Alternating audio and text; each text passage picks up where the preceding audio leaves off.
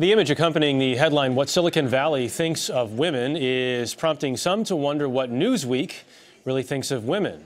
Joining us now is freelance writer Jennie Wallace. Jennie, welcome. Thanks. As the image is right behind us here. I mean, your first reaction when you saw that? Well, I had a few reactions, but mostly I felt like Newsweek missed the point.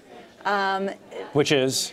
Which is sexism does exist, but the sexism of my generation is not the Don Draper, Mad Men kind of sexism of my mother's generation. It's because this is the Don Draper version. That's the Don Draper, and it's not this obvious anymore. It's much more subtle. It's in many ways unconscious. In what ways?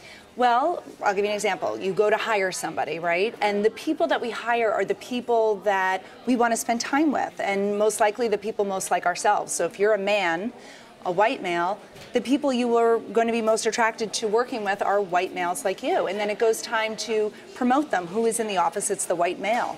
There was a study last summer that talked about sort of this unconscious bias, and they found that men who asked for flex time at work to deal with childcare matters were seen as heroes and were commended, and women asking for the same flex time had the opposite reaction. Why, and why is Silicon Valley, in Newsweek's estimation and some others' estimation, a particular focus of this right now, more so than maybe other offices, or is it not? No, it's not. It's everywhere. But I'm happy that they are focusing on Silicon Valley, because for our generation, for my daughter who's age 7, this is our industrial age, right? This is where all the money is.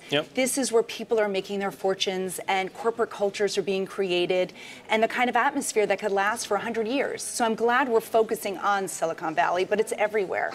So here's a question. So you have a 7-year-old, I have a 5-year-old boy with a girl on the way. Oh, congratulations. Thank you. I mean, if you're bringing up kids in the next generation, following this version, whatever it is, how do you raise them, and how do you teach them to potentially avoid some of those mistakes? Well, I think what we've learned is girls need to be introduced to engineering and math early.